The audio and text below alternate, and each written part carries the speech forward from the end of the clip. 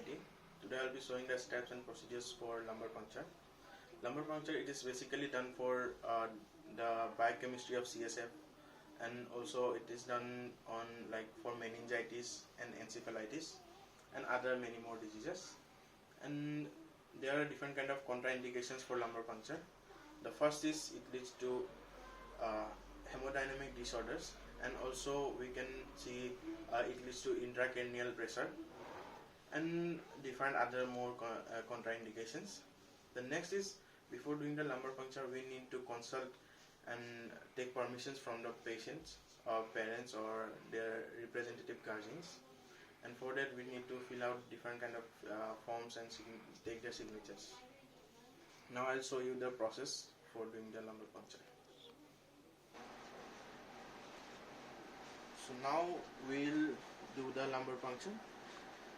For that we need the povidone iodine solution. Then we need the needle. This is not the needle, we need the spinal needle, but since I don't have, I'm using the normal needle. And we need some cotton. Now first of all, we need to place the patient.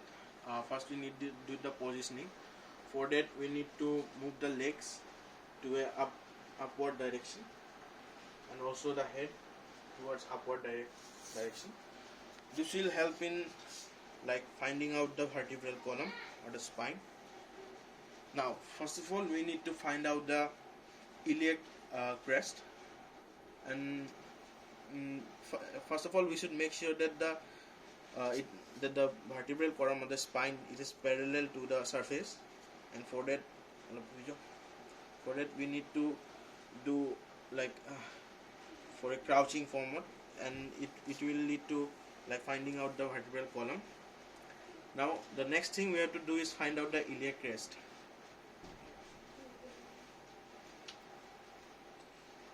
So here we can see, here is the iliac spine and here is the iliac crest.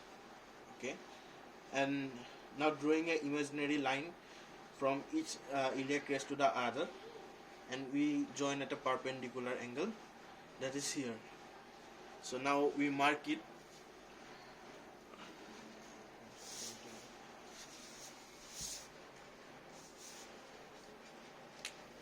And for marking the place, we have to check again. Now for marking the place, we use marker.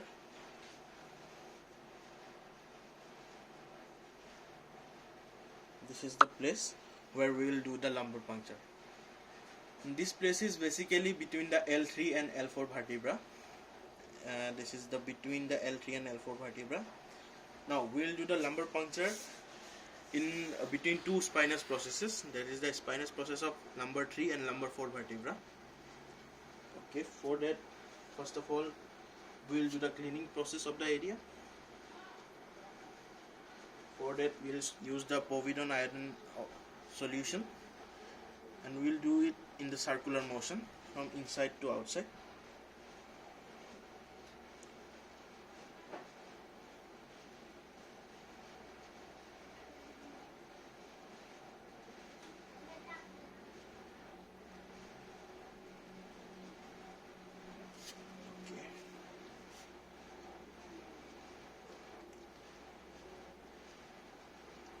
Now after cleaning, and one more thing, before doing the lumbar puncture we have to use anesthesia.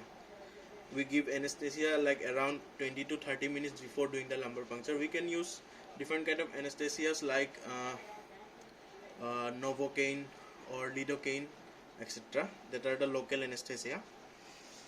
And now next, after cleaning the area, we use the needle. And for the needle, I'm using the normal needle, but for doing the lumbar puncture we have to use the spinal needle. Since I don't have, I'm using this. So now after finding out the area where we can do, we have to slowly insert the needle. First of all, we need to insert it slowly, and we will insert it in oblique manner so that it goes towards the umbilicus, because doing straightly or inserting straightly may lead to breaking of the spine or breaking of the needle because of bone.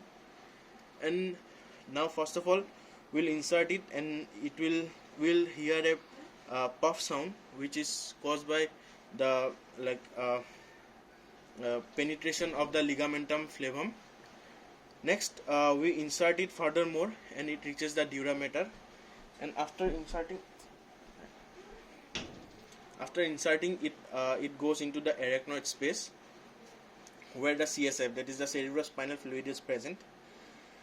And after reaching the we can't really see with our naked eyes where the needle had reached or not.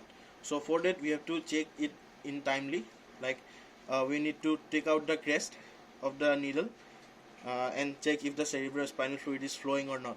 When it is flowing, then we can collect it in the test tube or other sample collecting vessels or anything. And after completely doing everything, like collecting the samples, we slowly take it out of the skin of the patient, and we give it pressure with our distal finger for a few minutes, like couple of minutes, 1 to 2 minutes. Then we can do this process of giving the medical tape and the cotton to completely cover this area. And this is how we do the lumbar puncture. After completing the process, we should make sure that the patient is in this position for another 15 to 20 minutes. After that, the patient can move freely. Thank you.